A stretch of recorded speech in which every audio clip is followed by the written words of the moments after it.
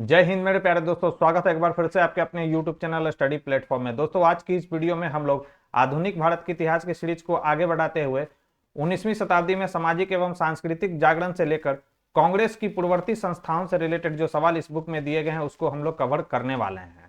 तो जिन लोगों ने अभी तक हमारे चैनल को सब्सक्राइब नहीं किया तो सब्सक्राइब कर ले, बेल आइकन को प्रेस कर ले ताकि नए वीडियो की नोटिफिकेशन सबसे पहले आपको मिल सके।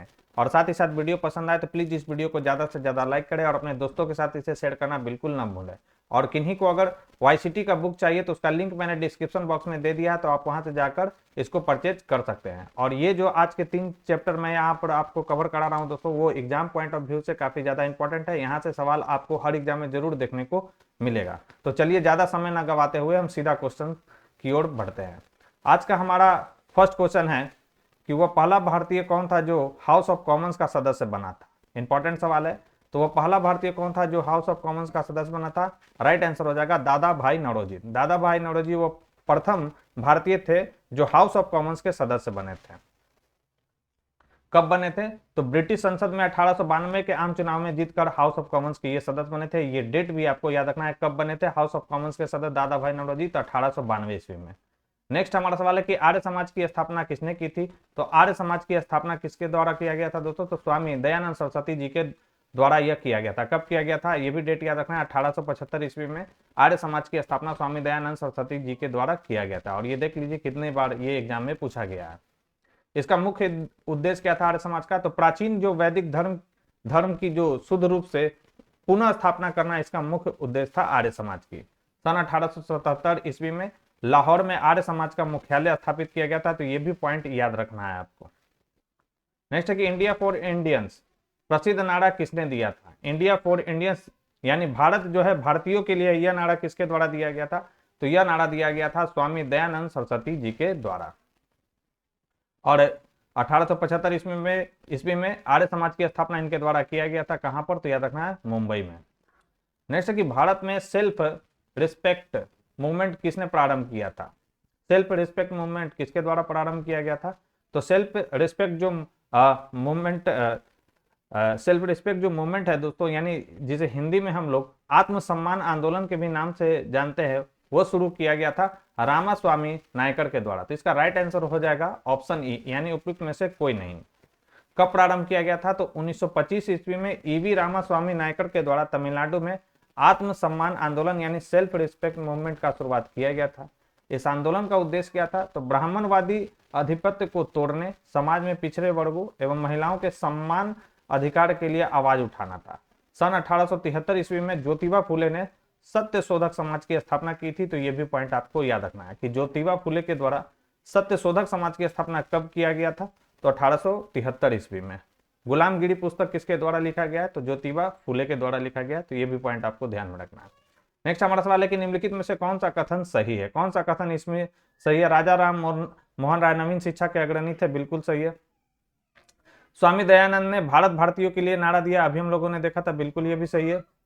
विवेकानंद ने विश्व धर्म संसद में भाग लिया था, ये भी स्टेटमेंट इसमें सही दिया गया है, यानी ए बी सी बिल्कुल सही। इसका राइट आंसर हो जाएगा उपयुक्त में से एक से अधिक स्टेटमेंट यहाँ पर सही दिए गए हैं दोस्तों। तो राजा राम मोहन राय को भारत में नवजागरण का अग्रदूत माना जाता है। वे नवीन शिक्षा के अग्रदूत रहे हैं। इसके लिए डेविड हेयर के सहयोग से हिंदू कॉलेज, याद रखना है, हिंदू कॉलेज की स्थापना ये कब करते हैं? डेविड हेयर के सहयोग से तो 1817 ईस्वी में कलकत्ता में ये करते हैं। वेदांत कॉलेज की स्थापना भी ये कलकत्ता में करते हैं। कब करते हैं? तो याद रखना है 1921 ईस्वी में जो है ये वेदांत कॉलेज की स्थापना कलकत्ता में करते हैं। इंपॉर्टेंट है, याद रखेंगे आप सभी लोग।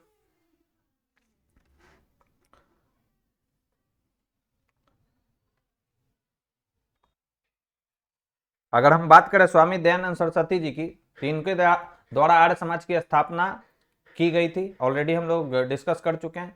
स्वदेशी व हिंदी का समर्थन करने वाला यह प्रथम संगठन था आर्य समाज, याद रखना है आपको ये पॉइंट।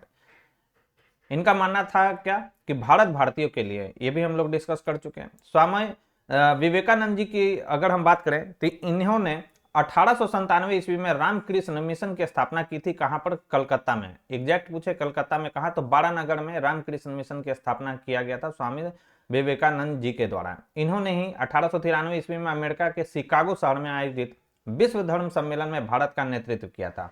इस सम्मेलन में उन्होंने भौतिकवाद और अध्यात्मवाद के मध्य संतुलन स्थापित करने पर बल दिया था दोस्तों। नेक्स्ट है कि 1784 ईस्वी में एशियाटिक सोसाइटी ऑफ बंगाल आरंभ किसने किया था? तो 1784 ईस्वी में एशियाटिक सोसाइटी ऑफ बंगाल जो है दोस्तों आरंभ किसके द्वारा किया गया था? तो सर विलियम जोन्स के द्वारा यह आरंभ किया गया था। राइट आंसर हो जाएगा ऑप्शन सी। तो एशियाटिक सोसाइटी की स्थापना 15 जनवरी 1784 को विलियम जोन्स ने कलकत्ता स्थित फोर्ट विलियम में की थी। पूरे एशिया महाद्वीप में एशियाटिक सोसाइटी जो है ज्ञान और अनुसंधान का सबसे पुराना केंद्र है दोस्तों, याद रखेंगे पॉइंट को। नेक्स्ट है कि युवा बंगाल आंदोलन की स्थापना का श्रेय किसे है? तो युवा बंगाल आंदोलन की स्थापना का श्रेय दिया जाता है हेनरी विवियन डेडी जियो को। राइट आंसर हो जाएगा ऑप्शन ए। तो युवा बंगाल आंदोलन की स्थापना का श्रेय जो है हेनरी विवियन डेडी जियो को है। वे कवि, उपन्यासकार और लेखक थे। वे आधुनिक भारत के पहले राष्ट्रवादी कवि थे। बहुत इंपॉर्टेंट है, आपसे पूछ सकता है कि आधुनिक भारत के पहले राष्ट्रवादी कवि कौन थे? तो याद रखना है हेनरी विवियन डेडी जियो, ये आधुनिक भारत के पहले राष्ट्रवादी कवि थे। फिर है क्या जुंगीड़ा का फकीर, इनकी प्रमुख कविता है, तो ये भी याद रखना है। पूछ सकता है कि जुंगीड़ा का जो फकीर है यह किसकी प्रमुख कविता है? तो याद रखना है डेडी जियो की। नेक्स्ट है कि ऑल इंडिया हरिजन संघ की स्थापना 1932 में किसके द्वारा की गई थी? तो ऑल इंडिया हरिजन संघ की स्थापना 1932 ईस्वी में महात्मा गांधी जी के द्वारा किया गया था। राइट आंसर होगा सी। तो ऑल इंडिया हरिजन संघ की स्थापना वर्ष 1932 में महात्मा गांधी जी द्वारा की गई थी। इसका उद्देश्य क्या था? तो सत्य और अहिंसक तरीकों से हिंदू समाज में अस्पृश्यता यानी छुआछूत के साथ साथ तथाकथित अस्पृश्यों द्वारा सामना की जाने वाली सभी प्रासंगिक बुराइयों और अक्षमताओं का उन्मूलन करना था। उल्लेखनीय है कि हरिजन का शाब्दिक अर्थ भगवान के बच्चे और गांधी जी ने यह नाम उन लोगों को दिया जो उस समय तक अछूत या दलित वर्ग के रूप में माने जाते थे। नेक्स्ट है कि 1893 में किसने ब्राह्मण विधवा से शादी की थी? तो 1893 ईस्वी में किसने ब्राह्मण विधवा से शादी की थी? राइट आंसर हो जाएगा डीके कर्वे ने की थी। और ये बहुत ही वीवीआई सवाल है, बीपीएससी हेडमास्टर जो कि एग्जाम हुआ था 2022 में, उसमें यह सवाल आया हुआ है। तो एईडीओ बीपीएससी टीम में भी इसकी पूछे जाने की प्रबल संभावना है दोस्तों। तो भारत रत्न डीके कर्वे यानी धोंदो केशव कर्वे इनका पूरा नाम है, ने विधवाओं के कल्याण में पूरा जीवन समर्पित कर दिया। अपनी पहली पत्नी राधाबाई की मृत्यु हो जाने के बाद एक विधवा ब्राह्मणी गौड़बाई से 1893 में विवाह किया तथा विधवा विवाह संगठन की इनके द्वारा स्थापना की गई थी। नेक्स्ट है कि मद्रास में जस्टिस पार्टी ने उनकी या उनके डैश की वजह से द्वैत शासन के प्रयोग को प्रति जो है सफल बना दिया। राइट आंसर हो जाएगा ब्राह्मण विरोधी रुख की वजह से जो है द्वैत शासन के प्रयोग को प्रति में क्या कर दिया था दोस्तों? सफल बना दिया था। इंपॉर्टेंट पॉइंट देखते हैं हम लोग। तो मद्रास में जस्टिस पार्टी ने और उनकी ब्राह्मण विरोधी रुख की वजह से द्वैत शासन के प्रयोग को प्रांत में, प्रति नहीं होगा वहां पर, प्रांत होगा, प्रांत में सफल बना दिया। जस्टिस पार्टी की जो स्थापना है 1916 में किया गया था, डेट भी आपको याद रखना है। इनमें से किसने दी हिंदू एसोसिएशन की स्थापना की थी? तो याद रखना है कि दी हिंदू एसोसिएशन की स्थापना किया गया था श्रीमती एनी बेसेंट जी के द्वारा। ये बीपीएससी ऑडिटर प्री के एग्जाम में ये पूछा गया सवाल है, ये भी इंपॉर्टेंट है, वीवीआई इसको कर लीजिए। तो द हिंदू एसोसिएशन की स्थापना 1904 ईस्वी में श्रीमती एनी बेसेंट ने की थी। एनी बेसेंट पहली बार 1893 में भारत आई थी। इन्होंने भारत के स्वतंत्रता आंदोलन में महत्वपूर्ण भूमिका निभाई। इन्होंने 1914 में, याद रखना है डेट भी, और ये जो दो साप्ताहिक पत्र है द कॉमनवेल्थ और न्यू इंडिया, इनको भी याद रखना है। पूछ सकता है कि पूछा भी गया सवाल कि द कॉमनवेल्थ और न्यू इंडिया किसके द्वारा निकाला गया था या किसके द्वारा लिखा गया है? तो यह श्रीमती एनी बेसेंट जी के द्वारा लिखा गया है। कब लिखा गया था? याद रखना है 1914 में। 1916 में इन्होंने मद्रास में all India home rule league की स्थापना की थी, यह भी पॉइंट याद रखना है। इन्हें 1917 में भारतीय राष्ट्रीय कांग्रेस की प्रथम महिला अध्यक्ष चुना गया था। आपको बताना था कि कांग्रेस का कौन सा अधिवेशन था और यह कहां पर हुआ था जिसमें श्रीमती एनी बेसेंट को अध्यक्ष चुना गया था। नेक्स्ट है सत्यशोधक समाज की स्थापना किसके द्वारा किया गया था? तो अभी मैंने बताया 1873 ईस्वी में सत्यशोधक समाज की जो स्थापना है ज्योतिबा राव फुले के द्वारा किया गया था। गुलामगिरी पुस्तक किसने लिखा है? तो ज्योतिबा फुले जी के द्वारा यह पुस्तक लिखा गया। देख लीजिए कितना बार यह सवाल आया हुआ है। चलिए आगे बढ़ते हैं हम लोग। निम्नलिखित में से किस एक की निंदा ब्रह्म समाज ने नहीं की थी? तो याद रखना है ब्रह्म समाज ने किसकी निंदा नहीं की थी? अवतारवाद। अवतारवाद के विषय में ब्रह्म समाज ने निंदा नहीं की थी, जबकि जातिवाद, पर्दा प्रथा और बहुविवाह इसकी निंदा ब्रह्म समाज के द्वारा किया गया था। दोस्तों बात करें हम ब्रह्म समाज की, तो राजा राम मोहन राय द्वारा 1828 में स्थापित ब्रह्म समाज कई सामाजिक बुराइयों एवं कुरीतियों, कौन कौन सा, सती प्रथा, जाति प्रथा, रूढ़ियों एवं बाल विवाह इत्यादि के विरुद्ध आवाज उठाई, परंतु अवतारवाद की कभी निंदा या विरोध नहीं किया गया था ब्रह्म समाज के द्वारा। नेक्स्ट 1885 ईस्वी में WC बनर्जी यानी उमेश चंद्र बनर्जी द्वारा इंगित भारतीय राष्ट्रीय कांग्रेस के निम्न उद्देश्यों में से कौन सा नहीं था, कौन सा जो था कांग्रेस का उद्देश्य नहीं था, यह सवाल आपसे पूछा गया है। तो देश के हितों की रक्षा करने वाले भारतीयों के बीच संपर्क और मित्रता बढ़ाना, दूसरा देशवासियों के बीच जाति, संप्रदाय और प्रांतीय पक्षपात की भावना को दूर करके उनमें राष्ट्रीय एकता की भावना को विकसित करना, फिर है कि शिक्षित वर्ग की पूर्ण सम्मति से महत्वपूर्ण और आवश्यक सामाजिक विषयों पर विचार प्रकट करना, यह निर्धारित करना कि आगामी वर्षों में भारतीय लोकहित के लिए किस दिशा में और किस आधार पर कार्य करें। तो मेरा अकॉर्डिंग इसका राइट आंसर तो ये होगा, उपयुक्त में से शायद कोई नहीं, क्योंकि ये सब लक्ष्य था भारतीय राष्ट्रीय कांग्रेस का। अब देखते हैं इंपॉर्टेंट पॉइंट इसमें क्या क्या है। तो कांग्रेस के प्रथम अध्यक्ष जो थे उमेश चंद्र बनर्जी ने भारतीय राष्ट्रीय कांग्रेस के प्रथम अधिवेशन में निम्न उद्देश्य बताए थे। जैसे पहला क्या है, साम्राज्य के विभिन्न भागों में राष्ट्र के हित के कार्यों में संलग्न ऐसे सभी व्यक्तियों में परस्पर घनिष्ठता और मित्रता को बढ़ावा देने की दिशा में कार्य करना। दूसरा है, अपने सभी राष्ट्र प्रेमियों में जाति, धर्म या प्रांतीयता के सभी संभव पूर्वाग्रहों को सीधे मित्रतापूर्ण व्यक्तिगत संपर्क से दूर करना और राष्ट्रीय एकता की उन भावनाओं को पूरी तरह विकसित करना और संगठित करना। फिर है नेक्स्ट पॉइंट की तत्कालीन महत्वपूर्ण और ज्वलंत सामाजिक समस्याओं के बारे में शिक्षित वर्ग के परिपक्व व्यक्तियों के साथ पूरी तरह से विचार विमर्श करने के बाद बहुत सावधानी से इनका प्रामाणिक लेखा जोखा तैयार करना। जिन दिशाओं में और जिस तारीख से अगले 12 महीनों में देश के राजनीतिज्ञों को लोकहित के लिए कार्य करना चाहिए उनका निर्धारण करना। इसलिए मैंने कहा कि इसका राइट आंसर मतलब सभी सही दिए गए, कोई गलत उसमें नहीं है। नेक्स्ट है कि भारतीय राष्ट्रीय कांग्रेस के द्वितीय मुस्लिम अध्यक्ष कौन थे, इंपॉर्टेंट है। तो भारतीय राष्ट्रीय कांग्रेस के द्वितीय जो मुस्लिम अध्यक्ष थे वो कौन थे, तो ये थे रहीमतुल्लाह सयानी। पूछा जाए कि प्रथम मुस्लिम अध्यक्ष कौन थे, तो ये थे बदरुद्दीन तैयब जी। मद्रास अधिवेशन हुआ था 1887 में मद्रास अधिवेशन में, और पहली बार जो है कांग्रेस के मुस्लिम अध्यक्ष बनाए गए थे कौन, तो बने थे कौन, बदरुद्दीन तैयबजी जी। तो भारतीय राष्ट्रीय कांग्रेस के प्रथम मुस्लिम अध्यक्ष बदरुद्दीन तैयबजी थे। इन्होंने मद्रास में आयोजित कांग्रेस जो सम्मेलन हुआ था 1887 में, इसकी अध्यक्षता की थी। कांग्रेस के द्वितीय मुस्लिम अध्यक्ष मोहम्मद रहीमतुल्लाह सयानी बने थे 1896 ईस्वी में, और पहली बार वंदे मातरम गीत जो है इसी अधिवेशन में गाया गया था। दोस्तों 1896 का जो अधिवेशन हुआ था जिसकी अध्यक्षता मोहम्मद रहीमतुल्लाह सयानी जी ने की थी, उसी में पहली बार बंकिम चंद्र चटर्जी के द्वारा जो लिखा गया है वंदे मातरम वो गाया गया था। नेक्स्ट हमारा सवाल है कि किसने दास्ता की संस्था की आलोचना की और इसको गैर इस्लामी वर्णित किया। याद रखना है, सैयद अहमद खान, सर सैयद अहमद खान ने दास्ता की संस्था की आलोचना की और इसको गैर इस्लामी वर्णित किया। इंपॉर्टेंट सवाल है, इसको VVI कर लेंगे दोस्तों।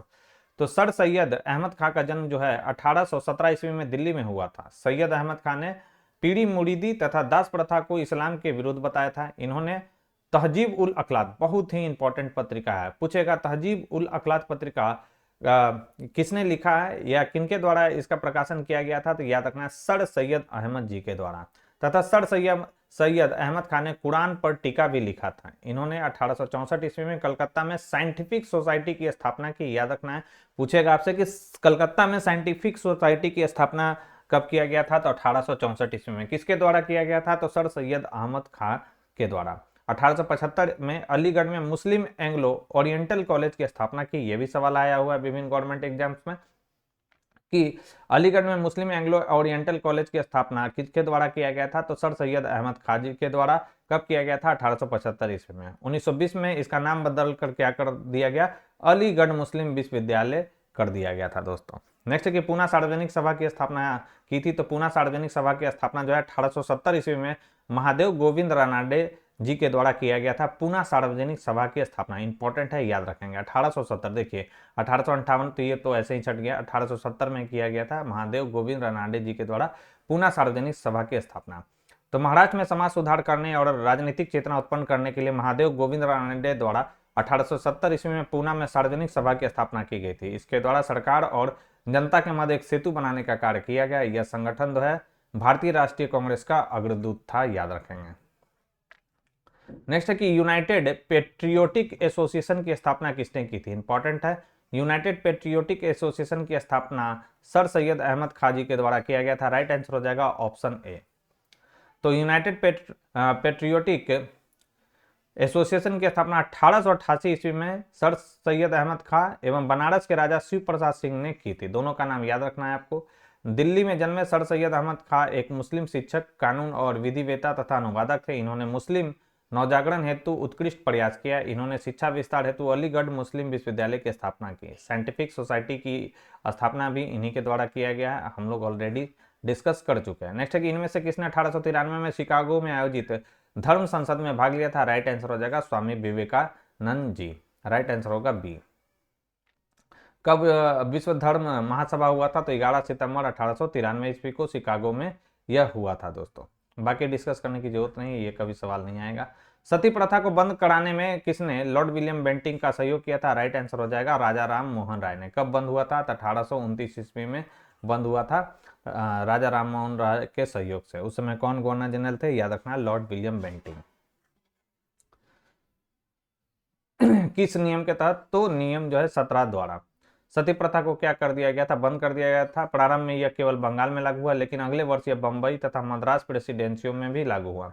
इस नियम को पारित करवाने में राजा राम मोहन राय की भूमिका महत्वपूर्ण रही थी। इन्होंने 20 अगस्त 1828 को ब्रह्म समाज के नाम से एक नए समाज की स्थापना की, जिसे बाद में ब्रह्म समाज कहा गया। पहले यह ब्रह्म सभा था, और जो आगे चलकर जो है ब्रह्म समाज के नाम से क्या हुआ था, विख्यात हुआ था। इन्होंने जाति व्यवस्था, बाल विवाह का विरोध किया। सती प्रथा इनके समय की सबसे ज्वलंत समस्या थी। इसके विरोध के लिए इन्होंने अपनी पत्रिका, याद रखना, संवाद कौमुदी का प्रयोग किया। पूछेगा संवाद कौमुदी का प्रयोग राजा राम मोहन राय ने किसके लिए किया था, तो सती प्रथा के विरोध के लिए। यह भी पूछा गया संवाद कौमुदी किसकी रचना है, राजा राम मोहन राय जी की यह रचना है। इन्होंने 1817 ईस्वी में कलकत्ता में हिंदू कॉलेज की किसके सहयोग से किया था इसकी स्थापना, तो डेविड हेयर के सहयोग से 1817 ईस्वी में कलकत्ता में हिंदू कॉलेज की स्थापना राजा राम मोहन राय जी के द्वारा किया गया था। और 1825 ईस्वी में वेदांत कॉलेज की स्थापना इनके द्वारा किया गया था दोस्तों। सभी के सभी इंपॉर्टेंट है। सत्यार्थ प्रकाश किससे संबंधित है, तो सत्यार्थ प्रकाश संबंधित है आर्य समाज से। राइट आंसर हो जाएगा ऑप्शन ए। इसकी रचना कब किया गया था, स्वामी दयानंद सरस्वती जी के द्वारा, तो याद रखना 1875 ईस्वी में। किसके सहयोग से इन्होंने किया था, तो केशव चंद्र सेन की प्रेरणा से हिंदी में की थी सत्यार्थ प्रकाश की रचना। यद्यपि दयानंद सरस्वती की मातृभाषा गुजराती थी और वे धारा प्रवाह हिंदी भी बोलते थे, किंतु फिर भी उन्होंने सत्यार्थ प्रकाश की रचना हिंदी में ही की। सत्यार्थ प्रकाश की रचना का प्रमुख उद्देश्य क्या था, तो आर्य समाज के सिद्धांतों का प्रचार प्रसार करना था। इन्होंने 1875 में बंबई में ऑलरेडी डिस्कस कर चुके आर्य समाज की स्थापना की, और 1877 ईस्वी में इसका अपना मुख्यालय कहां पर बनाया था, लाहौर में बनाया था दोस्तों। नेक्स्ट है कि निम्नलिखित में से किसने गैर ब्राह्मण घोषणा पत्र निर्गत किया था, तो गैर ब्राह्मण घोषणा पत्र निर्गत किया गया था साउथ इंडियन लिबरल फेडरेशन के द्वारा। बहुत ही इंपॉर्टेंट है, 4-5 भी लगा लीजिए। गैर ब्राह्मण घोषणा पत्र निर्गत किया गया था किसके द्वारा, तो साउथ इंडियन लिबरल फेडरेशन के द्वारा किया गया था। इंपॉर्टेंट फैक्ट्स देखते हैं, तो गैर ब्राह्मण घोषणा पत्र जो है साउथ इंडियन लिबरल फेडरेशन द्वारा निर्गत किया गया था। जस्टिस पार्टी की स्थापना सन 1916 ईस्वी में मद्रास में हुई थी। इसी का वास्तविक नाम क्या है, साउथ इंडियन लिबरल फेडरेशन। देखिए जस्टिस पार्टी तो सभी लोग जानते हैं, लेकिन साउथ इंडियन लिबरल फेडरेशन बहुत कम ही लोग जानते हैं, तो ये आप जान लीजिए। साउथ इंडियन लिबरल फेडरेशन को ही जस्टिस पार्टी कहा जाता है। और इसकी स्थापना किसने किया था, इनका नाम याद रखना है, टी.एम. नायर के द्वारा, C.N. मुदलियार के द्वारा, पी त्यागराज चेट्टी ने की थी। इन तीनों ने मिलकर इसकी स्थापना की थी। किसका, तो साउथ इंडियन लिबरल फेडरेशन का। यह 20वीं सदी के आरंभ में उभरने वाला एक जाति आधारित आंदोलन था। इसकी प्रारंभिक मांग विधान परिषद में सीटों का आरक्षण थी। बाद में इसने शिक्षा, लोक आयुक्तों और स्थानीय निकायों को भी शामिल कर लिया गया। पार्टी का सामाजिक आधार गैर ब्राह्मण जमींदार और व्यापारी वर्ग थे। वेलाल, रेड्डी और कंपा आदि जातियां ब्राह्मणों के विरोध में शामिल थे दोस्तों, याद रखेंगे। नेक्स्ट है कि किस घटना को राष्ट्रीय स्वतंत्रता के मुस्लिम युद्ध के रूप में जाना जाता है। ये बीपीएससी सांख्यिकी अधिकारी का जो प्रारंभिक परीक्षा हुआ था उसमें यह सवाल पूछा गया। राइट आंसर हो जाएगा बहावी आंदोलन। तो बहावी आंदोलन के दौरान राष्ट्रीय स्वतंत्रता के मुस्लिम युद्ध के रूप में जाना जाता है बहावी आंदोलन को। तो बहावी आंदोलन को मुस्लिम स्वतंत्रता संग्राम या राष्ट्रीय स्वतंत्रता के मुस्लिम युद्ध के रूप में जाना जाता है। भारत में इस आंदोलन को सैयद अहमद बरेलवी के कारण लोकप्रियता प्राप्त हुई थी दोस्तों। नेक्स्ट है कि देवबंद के उस विद्वान का नाम बताइए जिन्होंने स्वतंत्रता आंदोलन में महत्वपूर्ण भूमिका निभाया। राइट आंसर हो जाएगा अबुल कलाम आजाद। देवबंद के विद्वान थे जिन्होंने स्वतंत्रता आंदोलन में काफी महत्वपूर्ण भूमिका निभाई थी दोस्तों। देवबंद आंदोलन की जो स्थापना है 1866 ईस्वी में, देवबंद जो कि कहां पर उत्तर प्रदेश में हुई थी दोस्तों। उस समय उसे क्या कहा जाता था, दार उल उलूम कहा जाता था, दार उल उलूम कहा जाता था देवबंद आंदोलन को। मौलाना हुसैन महमूद इसके नेता थे। मौलाना अबुल कलाम आजाद इससे जुड़े थे दोस्तों। इन्होंने अल नदवाह नामक जो है दोस्तों नामक पत्र का संपादन किया था। किसने? मौलाना अबुल कलाम आजाद ने। चिराग अली अलीगढ़ आंदोलन से संबंध थे। बदरुद्दीन तैयबजी भारतीय राष्ट्रीय कांग्रेस के प्रथम मुस्लिम जो थे अध्यक्ष थे। नेक्स्ट है हमारा फराइजी आंदोलन के विरोध में 1893 में ढाका में ताईयूनी आंदोलन किसने चलाया था? तो फराइजी आंदोलन के विरोध में 1893 में ढाका में ताईयूनी आंदोलन किसने चलाया था? तो ये चलाया था जौनपुर के करामत अली ने। इंपॉर्टेंट है, सीडीपीओ में ये सवाल आया हुआ है, एईडीओ में ये सवाल जरूर आपको देखने को हो सकता है मिल जाए। इंपॉर्टेंट है, 4-5 वीवीआई लगा लीजिए। जो सवाल नहीं देखे हैं पूछा गया है बीपीएससी के किसी भी एग्जाम में तो उसको आपको एकदम कवर कर लेना है। तो फराइजी आंदोलन ने मुस्लिमों के बीच आधुनिक विचार को रखा। इसी के विरोध में 1893 में ढाका में जौनपुर के करामत अली के नेतृत्व में ताईयूनी आंदोलन चलाया गया था। पंजाब हिंदू सभा की स्थापना किस वर्ष हुई थी? इंपॉर्टेंट है, सीडीपीओ में सवाल आया हुआ है। तो पंजाब हिंदू सभा की जो स्थापना की गई थी 1909 ईस्वी में किया गया था। किसके द्वारा किया गया था? तो 1909 ईस्वी में आर्य समाजी नेता थे लाला लाजपत राय, लालचंद्र और सादी अली के प्रयास से पंजाब हिंदू सभा की स्थापना हुई थी अक्टूबर 1909 में। लाहौर में इसका प्रथम अधिवेशन हुआ जिसकी अध्यक्षता मदन मोहन मालवीय जी ने की थी। ये भी सब जो है काफी इंपॉर्टेंट पॉइंट्स है दोस्तों। नेक्स्ट है कि फराइजी आंदोलन की शुरुआत किसने की थी? तो फराइजी आंदोलन की शुरुआत किया गया था दोस्तों हाजी शरीयतुल्लाह के द्वारा। किसके द्वारा? हाजी शरीयतुल्लाह के द्वारा फराइजी आंदोलन की शुरुआत की गई थी। कब किया गया था? तो याद रखना 1838 ईस्वी में किया गया था। इनकी मृत्यु के बाद 1840 ईस्वी में इस आंदोलन का नेतृत्व किसने किया था? तो दादू मीर ने इसका आंदोलन का जो है दोस्तों नेतृत्व किया था। इस आंदोलन का जो मुख्य उद्देश्य था इस्लाम धर्म में सुधार करना था। साथ ही यह आंदोलन जमींदारों के विरुद्ध ज्यादा सक्रिय था। यह आंदोलन 1838 से 1857 ईस्वी तक चलता रहा। नेक्स्ट है 1815 में प्रकाशित राजा राम मोहन राय की पहली पुस्तक का नाम क्या था? तो 1815 में प्रकाशित राजा राम मोहन राय की पहली पुस्तक का नाम था तुहफात उल मुजाउद्दीन। ये जो था राजा राम मोहन राय की पहली पुस्तक थी जो कि 1815 ईस्वी में प्रकाशित हुई थी दोस्तों। और राजा राम मोहन राय को जो है राष्ट्रवाद का जनक, भारतीय राष्ट्रवाद का जनक और आधुनिक भारत का पिता भी कहा जाता है। और ये तो हम लोग देख ही चुके हैं। तुफात उल मुआउद्दीन जो है फारसी भाषा की पुस्तक है जो 1809 ईस्वी में जो है इसका प्रकाशन राजा राम मोहन राय जी के द्वारा किया गया था और ये जो है इनकी प्रथम पुस्तक थी।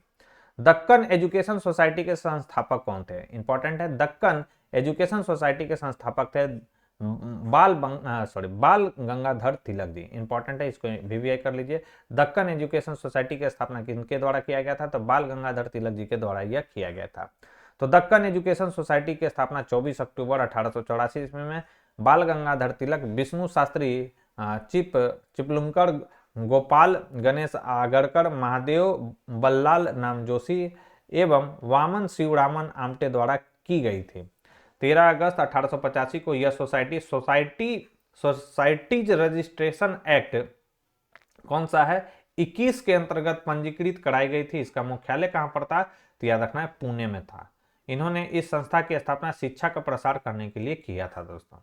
नेक्स्ट है वेदों की ओर लौट चलो, यह नारा किसने दिया था? तो वेदों की ओर लौट चलो यह नारा दिया था स्वामी दयानंद सरस्वती जी ने। तो ऑलरेडी डिस्कस कर चुकी है, आर्य समाज की जो स्थापना है 1875 में बंबई में स्वामी दयानंद सरस्वती जी के द्वारा किया गया था और इन्हीं का नारा है वेदों की ओर लौट चलो। ये कठोर जो है सुधारवादी थे और आर्य समाज के बारे में हम लोग जान चुके हैं। स्वामी दयानंद सरस्वती को याद रखना है, भारत का मार्टिन लूथर किंग इन्हें कहा जाता है, स्वामी दयानंद सरस्वती जी को। नेक्स्ट है इनमें से किस महिला किस महिला समाज सुधारक को पंडित कहा गया है? तो रमाबाई पंडित का नाम आपने सुना होगा। इन्हीं इन्हीं को जो है पंडित के नाम से हम लोग जानते हैं। ये जो है महिला समाज सुधारक है। तो रमाबाई का जो जन्म है 23 अप्रैल 1858 को संस्कृत के विद्वान अनंत शास्त्री डोंगरे के घर हुआ था। इन्हें पंडिता रमाबाई के नाम से जाना जाता है। ये एक प्रतिष्ठित भारतीय समाज सुधारिका एवं सामाजिक कार्यकर्त्री थी। 1882 ईस्वी में इन्होंने आर्य महिला सभा की स्थापना की थी। बहुत ही जो है इंपॉर्टेंट है, पूछेगा आर्य महिला सभा की स्थापना किनके द्वारा किया गया था? तो पंडित रमाबाई जी के द्वारा यह किया गया था। कब? 1882 ईस्वी में। नेक्स्ट है कि बंगाल की एशियाटिक सोसाइटी की स्थापना किसने की थी? तो बंगाल की एशियाटिक सोसाइटी की स्थापना ऑलरेडी डिस्कस कर चुके हैं, सर विलियम जोन्स के द्वारा किया गया था। कब? 1784 ईस्वी में। नेक्स्ट है हमारा कि भारतीयों का कौन सा वर्ग पाश्चात्य संस्कृति से प्रभावित था? तो भारतीयों का कौन सा जो वर्ग है पाश्चात्य संस्कृति से प्रभावित था? तो याद रखना शिक्षित हिंदू मध्यम वर्ग जो है पाश्चात्य संस्कृति से प्रभावित था। नेक्स्ट, ब्रिटिश काल में भारत में हिंदू विधवा पुनर्विवाह कानून के लिए किसे श्रेय दिया जाता है? सभी को मालूम होगा कि ईश्वर चंद्र विद्यासागर आजीवन जो है विधवाओं को समाज में हक दिलाने के लिए प्रयासरत रहे थे और इन्हीं के प्रयासों के फलस्वरूप हिंदू विधवा पुनर्विवाह कानून जो है 1856 ईस्वी में पारित किया गया था। उस समय भारत के वायसराय कौन थे? तो याद रखना है लॉर्ड कैनिंग थे। इस अधिनियम का जो ड्राफ्ट है, याद रखेंगे, इस अधिनियम का जो ड्राफ्ट है लॉर्ड डलहौजी द्वारा तैयार किया गया था। इस अधिनियम को कैनिंग के समय पारित किया गया था। तो ये भी याद रखना है, ड्राफ्ट डलहौजी के समय और पारित कब हुआ? कैनिंग के समय। और जो है 1856 ईस्वी में क्या होता है? ईश्वर चंद्र विद्यासागर तथा अक्षय कुमार दत्ता के प्रयासों से, इनका नाम तो सभी को मालूम होगा, अक्षय कुमार दत्ता का नाम जो है काफी कम ही लोगों को मालूम होगा। इन्हीं के प्रयासों से क्या हुआ था? विधवा पुनर्विवाह अधिनियम 1856 में लागू हुआ था। अस्पृश्यता जागरूकता अभियान गांधी जी ने कहां से आरंभ किया था? तो याद रखना अस्पृश्यता जागरूकता अभियान गांधी जी के द्वारा वर्धा से आरंभ किया गया था। इंपॉर्टेंट है, भैया इसको कर लीजिए। तो 7 नवंबर 1933 को वर्धा से गांधी जी ने अपनी हरिजन यात्रा प्रारंभ की और पूरे देश की यात्रा की। 1932 ईस्वी में अखिल भारतीय अस्पृश्यता विरोधी लीग का गठन किया गया तथा जनवरी 1933 में इन्होंने हरिजन नामक जो है साप्ताहिक पत्र का प्रकाशन प्रारंभ किया था। पूछ सकता है कि हरिजन नामक साप्ताहिक पत्र का प्रकाशन गांधी जी के द्वारा कब किया गया था? तो याद रखना है 1933 में। राजा राम मोहन राय द्वारा निम्नलिखित में से कौन से सामाजिक धार्मिक आंदोलन की स्थापना किया गया था? राइट आंसर हो जाएगा ब्रह्म समाज की स्थापना इनके द्वारा किया गया था। ऑलरेडी डिस्कस काफी कर चुके हैं इनके बारे में। निम्नलिखित में से सती प्रथा का उन्मूलन किसने किया था? तो सती प्रथा का उन्मूलन किया गया था लॉर्ड विलियम बेंटिंग के द्वारा। कब किया गया था? तो 1829 ईस्वी में। किसके सहयोग से? तो राजा राम मोहन राय जी के सहयोग से। अब यहाँ पे सती प्रथा से रिलेटेड इंपॉर्टेंट कुछ फैक्ट्स है उसे हम देखते हैं। सती प्रथा में विधवा पत्नी को मृत पति की चिता पर जिंदा जला दिया जाता था, मालूम ही होगा आप सभी को। सती प्रथा का जो पहला अभिलेखीय साक्ष्य देखने को मिलता है 510 ईस्वी का भानुगुप्त के एड़न अभिलेख में मिलता है। मोस्ट वीवीआई ये सब फैक्ट्स हैं। सती प्रथा का पहला जो लिखित साक्ष्य हमको देखने को मिलता है वो कहाँ पर देखने को मिलता है? तो गुप्त काल में एक आते हैं भानुगुप्त और इन्हीं से रिलेटेड है एड़न अभिलेख। एड़न अभिलेख में ही सती प्रथा का पहली बार उल्लेख जो है दोस्तों देखने को मिलता है। राजा राम मोहन राय ने इस अमानवीय प्रथा के विरुद्ध निरंतर आंदोलन चलाया था और इन्हीं के प्रयासों से क्या होता है 1829 ईस्वी में सती प्रथा को जो है धारा 17 के तहत क्या कर दिया जाता है? बंद कर दिया जाता है। भारत में सती प्रथा निषेध कानून कब पारित किया गया था? राइट आंसर हो जाएगा 1829 में। नेक्स्ट, निम्नलिखित में से किसने भारत में थियोसॉफिकल सोसाइटी की स्थापना की थी? तो भारत में थियोसॉफिकल सोसाइटी की स्थापना किया गया था मैडम बेलावस्की तथा कर्नल ऑलकॉट के द्वारा। राइट आंसर हो जाएगा बी। तो थियोसॉफिकल सोसाइटी एक अंतर्राष्ट्रीय आध्यात्मिक संस्था है। इसकी स्थापना जो है 1875 ईस्वी में, डेट भी याद रखेंगे। मैडम HV बेलेवस्की और कर्नल HL ऑलकॉट ने न्यूयॉर्क अमेरिका में की थी। तदुपरांत 1882 ईस्वी में अडियार में इसका मुख्यालय बनाया गया। एनी बेसेंट ने क्या किया था? 1907 से 1933 ईस्वी तक इसकी अध्यक्ष थी दोस्तों। तो इंपॉर्टेंट ये फैक्ट्स है जिससे आपको क्या करना है, ध्यान में रखना है। नेक्स्ट है कि रामकृष्ण मिशन के संस्थापक कौन थे? रामकृष्ण मिशन के संस्थापक थे स्वामी विवेकानंद जी।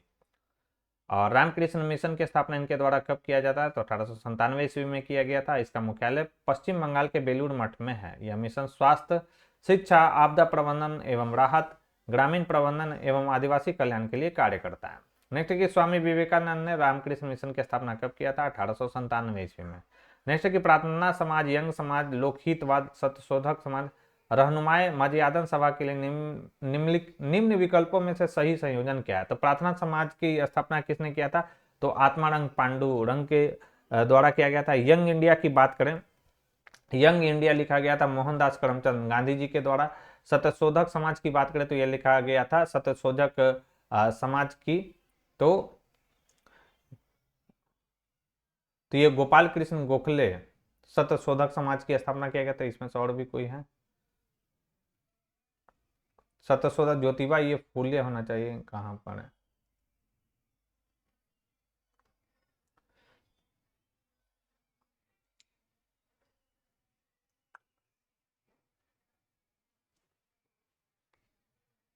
अच्छा, यहाँ पर देख लेना।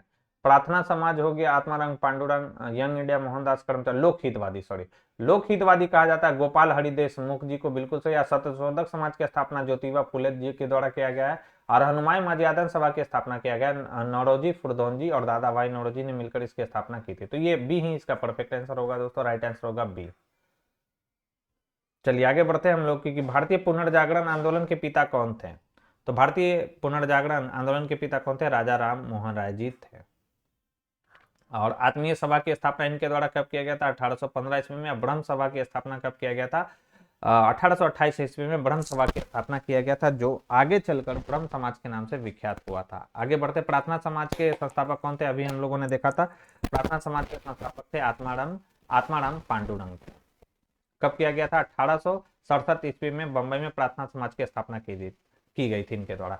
महादेव गोविंद रानाडे का संबंध भी उपयुक्त संगठन से था। इसका मुख्य उद्देश्य था हिंदू धर्म की रूढ़िवादी प्रथाओं को समाप्त करके उसे अधिक उदार एवं तर्क संगत बनाना। नेक्स्ट है कि भारत में नारी आंदोलन इनकी प्रेरणा से प्रारंभ हुआ था। तो भारत में जो नारी आंदोलन किनकी प्रेरणा से प्रारंभ हुआ था? राइट आंसर हो जाएगा ज्योतिबा फुले की प्रेरणा से जो है दोस्तों नारी आंदोलन को प्रेरणा मिली थी भारत में।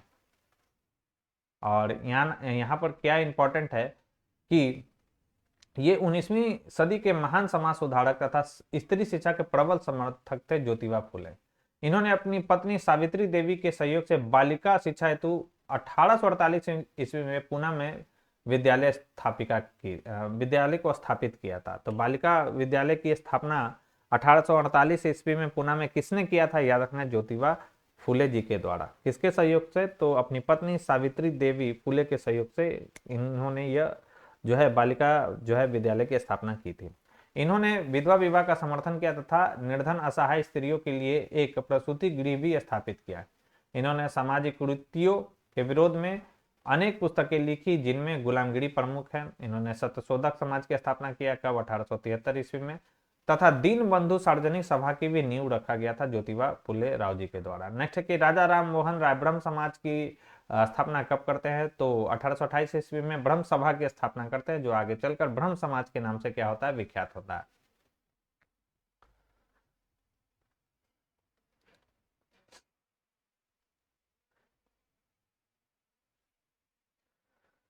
ये जो है देवेंद्र नाथ टैगोर, ये ब्रह्म समाज से कब जुड़ते हैं? तो 1828 ईस्वी में तो ब्रह्म समाज की स्थापना हो जाती है। 1842 ईस्वी में देवेंद्र नाथ टैगोर जो है इस आंदोलन से जुड़ते हैं। उन्होंने केशव चंद्र सेन को ब्रह्म समाज का धर्म आचार्य नियुक्त कर दिया था। 1865 में क्या होता है? केशव चंद्र ने आदि ब्रह्म समाज की स्थापना की। और 1878 ईस्वी में केशव चंद्र सेन द्वारा अपनी अल्पवयस्क पुत्री का विवाह कुछ बिहार के राजा से करने के कारण उनके अधिकांश अनुयायियों ने एक नया ब्रह्म समाज यानी साधारण ब्रह्म समाज अपना लिया था दोस्तों। तो ये कुछ इंपॉर्टेंट फैक्ट्स है इस क्वेश्चन से रिलेटेड, याद रखना है आपको। सत्यार्थ प्रकाश की रचना किसने की थी? तो सत्यार्थ प्रकाश की रचना हम लोग ऑलरेडी देख चुके हैं, स्वामी दयानंद सरस्वती जी के द्वारा किया गया था। कब? 1875 में। और अजमेर में इनकी मृत्यु हुई थी कब? 1883 में। नेक्स्ट है कि दयानंद सरस्वती द्वारा स्थापित आर्य समाज था, डिस्कस कर चुके हैं हम लोग ऑलरेडी। यहां पर इंपॉर्टेंट क्या आपको याद रखना है दोस्तों, पाखंड खंडनी पताका लहराई कब? 1863 ईस्वी में। झूठे धर्म का खंडन करने के लिए इन्होंने पाखंड पताका बोला जाता है इसे। पाखंड पताका कब लड़ाया गया था इनके द्वारा, तो याद रखना 1863 ईस्वी में।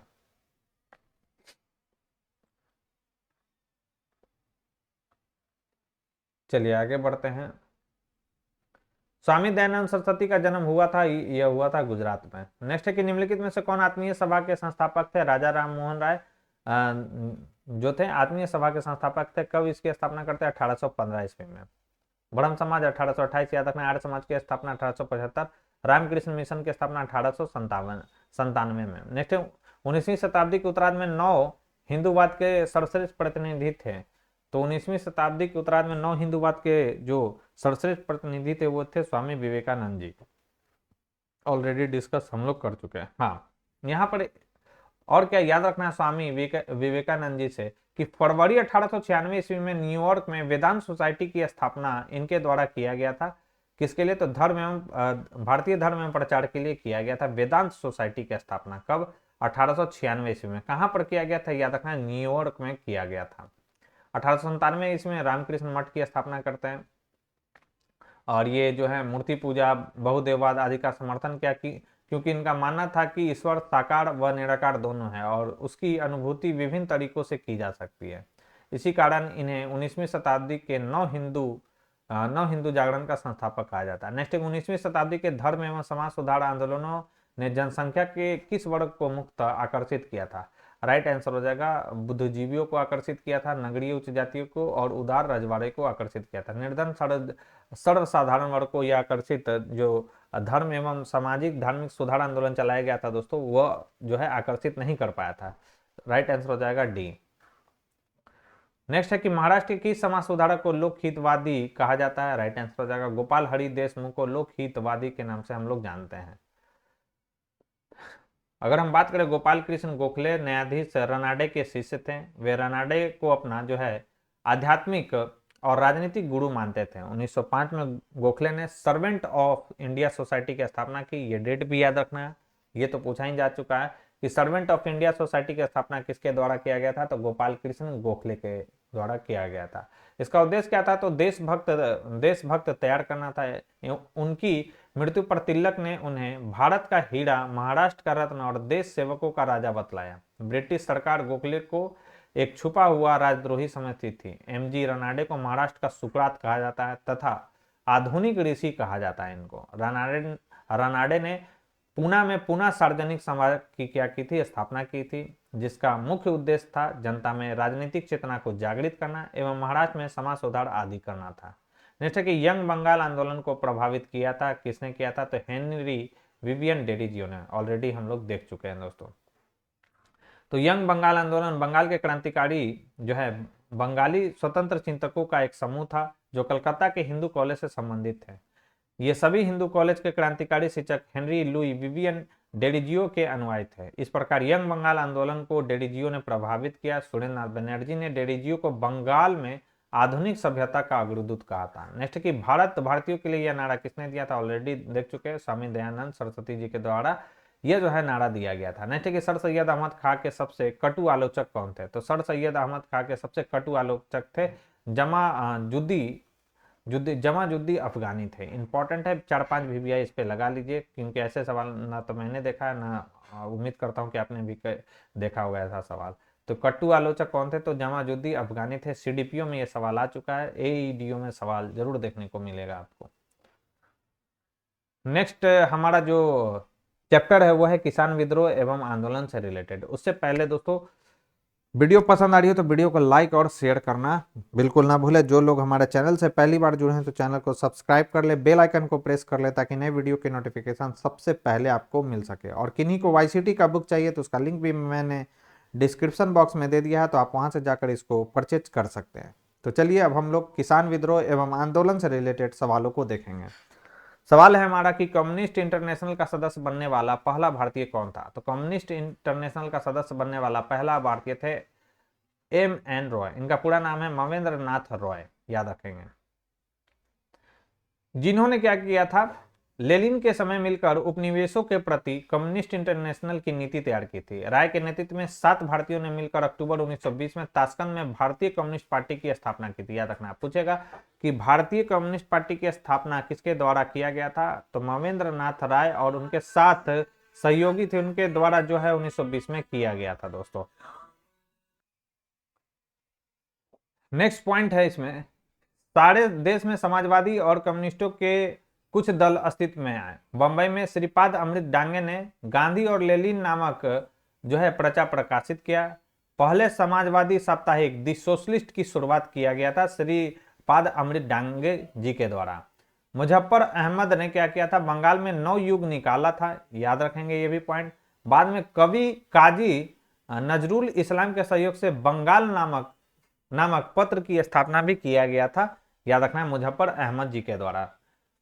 नेक्स्ट है कि बंबई में अखिल भारतीय व्यापार संघ कांग्रेस की स्थापना कब हुई थी, तो बंबई में अखिल भारतीय व्यापार संघ कांग्रेस की जो स्थापना किया गया था 1920 ईस्वी में किया गया था। तो all India trade union Congress इसका फुल फॉर्म है। All India trade union Congress की स्थापना बंबई में किया गया था। कब किया गया था, 1920 ईस्वी में किया गया था। और इसकी अध्यक्षता किनके द्वारा किया गया था, पहली बार अध्यक्षता तो लाला लाजपत राय जी के द्वारा किया गया था। और ये जो है एमएन जोशी यानी नारायण मल्हार जोशी भारतीय व्यापार संघ कांग्रेस के प्रतिनिधि के रूप में अंतर्राष्ट्रीय श्रम संगठन में भेजे गए थे दोस्तों। All India trade union Congress के प्रथम अध्यक्ष कौन बनाए गए थे, लाला लाजपत राय। कब स्थापना हुआ था, 1920 ईस्वी में। नेक्स्ट है कि ट्रेड यूनियन आंदोलन के क्रांतिकारी चरण का समय क्या था, समय आपसे पूछा जा रहा है, वीवीआई कर लीजिए। तो यह क्रांतिकारी चरण था 1926 से 1939 तक। तो ट्रेड यूनियन आंदोलन का क्रांतिकारी जो चरण था 1926 से 1939 तक माना जा सकता है। यद्यपि 1920 ईस्वी में एमएन जोशी, जोसेफ बैप्टिस्टा तथा लाला लाजपत राय के प्रयासों से अखिल भारतीय ट्रेड यूनियन कांग्रेस की स्थापना हुई थी। याद रखना, तीनों का नाम बहुत इंपॉर्टेंट है, नारायण मल्हार जोशी जी का, जोसेफ बैप्टिस्टा और लाला लाजपत राय जी का नाम इंपॉर्टेंट है। All India trade union Congress की स्थापना में 1926 में ट्रेड यूनियन एक्ट पारित होता है। यह भी सवाल पूछ सकता है कि ट्रेड यूनियन एक्ट कब पारित हुआ था, 1926 में।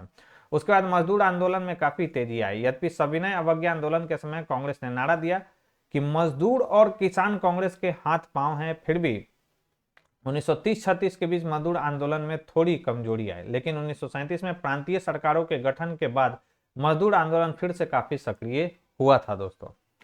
नेक्स्ट हमारा सवाल है कि भारत की पहली सूती कपड़े की मिल के संस्थापक कौन थे, इंपॉर्टेंट है। तो भारत की पहली सूती कपड़े के मिल के जो संस्थापक थे उनका नाम है कावसाजी नानाजी दाभाड़। ठीक है, कावसजी नानाजी दाभाड़ जो थे वो भारत में पहले सूती कपड़े के मिल के संस्थापक थे।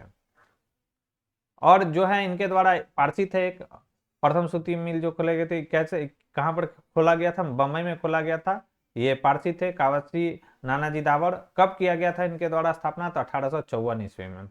19वीं शताब्दी के मध्य में आधुनिक सूती कपड़ा उद्योग का इतिहास प्रारंभ हुआ था। स्थानीय पूंजी इस उद्योग का क्या बना था, आधार था।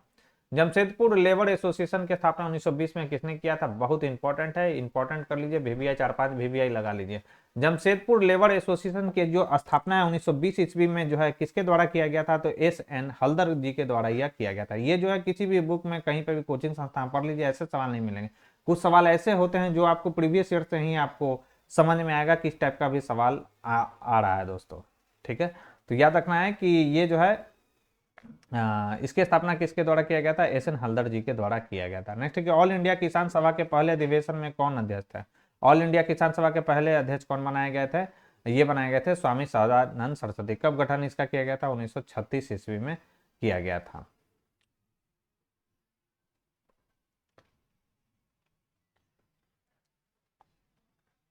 और एनजी रंगा इसमें क्या बनाए गए थे, इसमें जो है महासचिव बनाए गए थे, याद रखेंगे ये भी पॉइंट। नेक्स्ट है कि 1936 में लखनऊ में जो अखिल भारतीय किसान सभा का गठन किया गया तो उसके प्रथम अध्यक्ष किनको बनाया गया था, तो स्वामी सदानंद सरस्वती जी को बनाया गया था। नेक्स्ट है कि अखिल भारतीय किसान कांग्रेस का गठन कब हुआ था, 1936 में। अध्यक्ष कौन बनाए गए थे, तो बनाए गए थे कौन, स्वामी सदानंद सरस्वती जी। और महासचिव कौन बने थे, तो एनजी रंगा। नेक्स्ट है कि 1859 में के भारतीय उत्प्रवास अधिनियम ने निर्धारित किया था कि क्या क्या इसमें निर्धारित किया गया था दोस्तों, ये सवाल पूछा गया है। तो याद रखना है, बागान श्रमिकों को बिना अनुमति के चाय बागान छोड़ने की अनुमति नहीं थी। इंपॉर्टेंट है, वीवीआई इसको कर लीजिए, भारतीय उत्प्रवास अधिनियम को। तो ब्रिटिश औपनिवेशिक सरकार ने 19वीं शताब्दी के दौरान भारत में श्रमिकों के आंदोलन को नियंत्रित करने के लिए 1859 का अंतर्देशीय अधिनियम पारित किया। इसके तहत चाय बागानों के श्रमिकों को अपने अधिकारियों की अनुमति के बिना बागान छोड़ने पर रोक लगा दी गई, जबकि श्रमिकों को जंगल छोड़ने एवं शादी करने के संदर्भ में कोई भी प्रावधान इस अधिनियम में नहीं था। नेक्स्ट है कि 1917 ईस्वी के चंपारण सत्याग्रह से कौन संबंधित थे? चंपारण सत्याग्रह से कौन संबंधित नहीं थे? कौन संबंधित नहीं थे? तो राम मनोहर जो लोहिया थे ये से संबंधित नहीं थे, जेबी कृपलानी थे, राजेंद्र प्रसाद भी गांधी जी के साथ थे, और जो 1916 में जो लखनऊ में अधिवेशन हुआ था उसमें राजकुमार शुक्ल भी शामिल थे, और इन्होंने ही क्या किया था, गांधी जी को चंपारण आने का न्योता दिया था। तो ये भी इसमें शामिल थे। कौन नहीं थे? राम मनोहर लोहिया इसमें शामिल नहीं थे। राइट आंसर हो जाएगा डी। तो 1917 ईस्वी के चंपारण सत्याग्रह में राम मनोहर लोहिया संबंधित नहीं थे।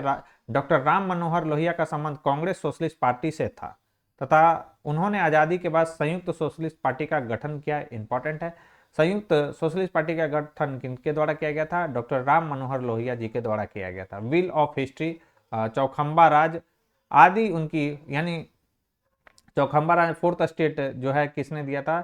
तो यह दिया था राम मनोहर लोहिया जी ने। चंपारण सत्याग्रह में महात्मा गांधी के सहयोगी के रूप में कौन थे? तो राजेंद्र प्रसाद, जेबी कृपलानी, सभी का नाम याद रखना है दोस्तों। महादेव देसाई, मजरूल हक ने भाग लिया था। उल्लेखनीय कि राजकुमार शुक्ल के आमंत्रण पर ही गांधी जी चंपारण जो है गांधी जो है चंपारण आए थे दोस्तों। एक सन्यासी जो फिजी में एक गिरमिटिया मजदूर के रूप में काम करने के बाद उस जिले में अपनी पीठ पर तुलसीदास रामायण की एक प्रति लेकर आया था, जिससे वह ग्रामीण श्रोताओं को छंद सुनाता था। यहाँ किस किसान नेता का जिक्र हुआ? तो यह किस किसान नेता का जिक्र हुआ था? बहुत ही अच्छा ये सवाल पूछा गया था बीपीएस 68 बीपीएससी में। बाबा रामचंद्र जी का यहाँ पर जिक्र हुआ है, और ये जो है मोस्ट वीवीआई सवाल है, इसको वीवीआई आप कर ले। एईडीओ में जरूर सवाल हो सकता है पूछा जाए, या हो सकता है बीपीएससी ट्री का जो एग्जाम देने जा रहे हैं, बिहार दरोगा का एग्जाम जो देने जा रहे हैं, उसमें यह सवाल जरूर आपको देखने को मिल जाए। बाबा रामचंद्र ने अवध में किसान आंदोलन का नेतृत्व किया था। इन्होंने फिजी में गिरमिटिया मजदूर के रूप में कुछ समय तक काम किया था। ये ग्रामीण श्रोताओं को तुलसीदास के रामायण की पंक्तियां भी सुनाते थे। उल्लेखनीय कि बाबा रामचंद्र भारतीय ट्रेड यूनियन के एक नेता था, जिन्होंने 1920 और 1930 के दशक में जमींदारों के दुर्व्यवहार के खिलाफ लड़ने के लिए अवध के किसानों को एक संयुक्त मोर्चा बनाने के लिए क्या किया था? संगठित किया था। दरभंगा राज्य क्षेत्र में किसने किसान आंदोलन का नेतृत्व किया था? सभी को मालूम होगा कि दरभंगा राज्य क्षेत्र में किसानों का नेतृत्व, किसान आंदोलन का नेतृत्व किसने किया था? तो स्वामी विद्यानंद जी के द्वारा यह किया गया था। इंपॉर्टेंट है, ये भी वीवीआई लगा लीजिए। इनका वास्तविक नाम था विभूषण शरण प्रसाद था, स्वामी विद्यानंद जी का। ये किसानों को संगठित करके आंदोलन किया गया था दरभंगा राज्य के शासन के विरुद्ध। इनमें से कौन 1917 के चंपारण किसान आंदोलन से प्रत्यक्ष रूप से संबंधित नहीं थे? कौन संबंधित नहीं थे? सॉरी दोस्तों। तो गौरी शंकर जो मिश्रा है वो चंपारण किसान आंदोलन से संबंधित नहीं है, जबकि महादेव देसाई, राजेंद्र प्रसाद और बाबा नरहरि जो पारिक हैं वो चंपारण किसान आंदोलन से जुड़े हुए हैं। और कौन कौन से हम लोग ऑलरेडी देख चुके हैं, मजरूल हक भी थे। गौरी शंकर जो मिश्रा हैं वो चंपारण आंदोलन से नहीं है, बल्कि ये यूपी जो किसान सभा से संबंधित है, गौरी शंकर मिश्र। नेक्स्ट है कि किसे चंपारण सत्याग्रह का एक महत्वपूर्ण पहलू सही मायने में कहा जा सकता है? तो किसे कहा जा सकता है, ये सवाल पूछा गया। तो भारत के राष्ट्रीय आंदोलन में किसान आंदोलन का शामिल होना, ये जो है दोस्तों एक महत्वपूर्ण पहलू के रूप में सही मायने में इसे कहा जा सकता है। सीडीपीओ में सवाल पूछा गया। तो भारत के राष्ट्रीय आंदोलन में किसान आंदोलन का शामिल होना चंपारण सत्याग्रह का एक महत्वपूर्ण पहलू कहा जाता है। चंपारण सत्याग्रह 1917 में प्रारंभ हुआ था। इसका मुख्य कारण क्या था? उद्देश्य बोल रहा हूँ, किसानों को अपनी जमीन के कम से कम 3/20 भाग पर नील की खेती करना था तथा उन मालिकों द्वारा तय दामों पर उन्हें बेचना पड़ता था। गांधी जी ने इस आंदोलन का नेतृत्व किया। इनके सहयोगी राजेंद्र प्रसाद, जेबी कृपलानी, महादेव देसाई, मजरूल हक, नरहरि पारिक आदि थे। इतना नाम तो ऐसे ही 3-4 बार आ जाता है दोस्तों कि आपको याद हो जाएगा यहीं पर। परिणाम स्वरूप बिहार में 3 कटिया प्रणाली समाप्त हो गया तथा बागान मालिकों द्वारा किसानों को 25% राशि वापस करना पड़ा था। चंपारण नील आंदोलन का राष्ट्रीय नेता कौन थे? तो महात्मा गांधी जी थे। महात्मा गांधी जी द्वारा चंपारण सत्याग्रह कब प्रारंभ किया गया था? 1917 में। नेक्स्ट, महात्मा गांधी ने सर्वप्रथम किस आंदोलन में भाग लिया था? याद रखना है, चंपारण किसान आंदोलन में भाग लिया था सर्वप्रथम। किस किसान आंदोलन में सर्वप्रथम भाग लिया था? तो चंपारण किसान आंदोलन में। नेक्स्ट, निम्नलिखित में से कौन एका आंदोलन के जिम्मेदार थे? तो एका आंदोलन के जो जिम्मेदार थे वो कौन थे? तो याद रखना है, ये थे दोस्तों अवध में हरदोई और बहराइच आदि के किसान एका आंदोलन के जिम्मेदार थे। इंपॉर्टेंट सवाल है, दो बार ये सवाल आ चुका है। देखिए, एक बार 21 में और 18 में CDPO में ही सवाल आया हुआ है। तो 1921-22 ईस्वी में एका आंदोलन अवध के किसानों द्वारा चलाया गया आंदोलन था, जो हरदोई, बहराइच, सुल्तानपुर, बाराबंकी और सीतापुर क्षेत्र में केंद्रित था, जिसके प्रमुख नेता मदार पासी और सहरेब थे। इंपॉर्टेंट है, VVI 4-5 VVI लगा लीजिए। ये दोनों निम्न जाति के किसान थे जिन्होंने घोषणा की कि किसान उन खेतों को न छोड़े जो गैर कानूनी रूप से छीने गए हों और सुनिश्चित लगान दे और उनकी रसीद मांगे। इस आंदोलन का प्रमुख कारण अत्यधिक लगान और गैर कानूनी रूप से खेत छीनना था। दोस्तों, अवध के एका आंदोलन का उद्देश्य क्या था? तो अवध के एका आंदोलन का मुख्य उद्देश्य था सरकार को लगान देना बंद करना।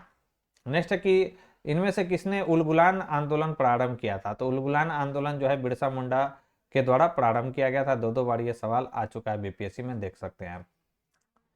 तो उलगुलान या मुंडा विद्रोह का प्रारंभ बिरसा मुंडा ने किया था। मुंडा लोग दक्षिण बिहार के छोटा नागपुर के आसपास क्षेत्र में निवास करते हैं। इनमें सामूहिक खेती का प्रचलन था, जिसे खुटकट्टी कहा जाता था, लेकिन जमींदारों, ठेकेदारों एवं महाजनों ने सामूहिक खेती की परंपरा पर हमला बोला। तो मुंडाओं ने अपने सरदारों के नेतृत्व में इन लोगों के विरुद्ध आंदोलन शुरू कर दिया। मुंडा आदिवासियों का विद्रोह 1874 ईस्वी में प्रारंभ हुआ, परंतु 1895 के बाद इसका नेतृत्व बिरसा मुंडा ने किया। यह आंदोलन 1900 तक चला था। दोस्तों, इनमें से कौन अहरार आंदोलन से संबंधित नहीं थे? इंपॉर्टेंट है, VVI कर लीजिए। तो अहरार आंदोलन की जो शुरुआत 1910 ईस्वी में किया गया था हसन इमाम जी के द्वारा, और कौन? मौलाना जफर अली खां जी के द्वारा, मजरुल हक जी के द्वारा और हकीम अजमल खां जी के द्वारा यह जो है और मौलाना मोहम्मद अली भी इसमें शामिल थे। इसका राइट आंसर हो जाएगा उपयुक्त में से कोई नहीं। ऑडिटर में सवाल पूछा गया तो VVI इसको लगा ही लीजिए। तो अहरार आंदोलन की शुरुआत 1910 में आप देख सकते हैं हसन इमाम, मौलाना जफर अली खां, मजरुल हक, हकीम अजमल खां और मौलाना मोहम्मद अली के नेतृत्व में किया गया था। इस आंदोलन का प्राथमिक उद्देश्य क्या था? तो राष्ट्रवादी आंदोलन में सक्रिय भागीदारी करना था। यह आंदोलन अलीगढ़ आंदोलन की वफादार राजनीति के विपरीत था। इस आंदोलन के नेताओं ने 1916 के कांग्रेस मुस्लिम लीग समझौते का विरोध किया था। CR दास भी इनके साथ थे। दोस्तों, बारदोली सत्याग्रह का सफल नेतृत्व किसने किया था? तो इसका सफल नेतृत्व किया गया था सरदार वल्लभ भाई पटेल जी के द्वारा। तो जब जनवरी 1926 ईस्वी में स्थानीय प्रशासन ने भू राजस्व की दर 30% वृद्धि की घोषणा की, तब यहाँ के कांग्रेसी नेताओं के नेतृत्व में स्थानीय लोगों ने क्या किया था? तीव्र विरोध किया था। फरवरी 1928 में वल्लभ भाई पटेल को आंदोलन की महिलाओं ने सरदार की उपाधि से विभूषित किया था। KM मुंशी तथा लालजी नारंगी ने आंदोलन के समर्थन में बंबई विधान परिषद की सदस्यता से क्या कर दिया था? त्यागपत्र दे दिया था। दोनों का नाम आपको याद रखना है, KM मुंशी जी का और लालजी नारंगी जी का।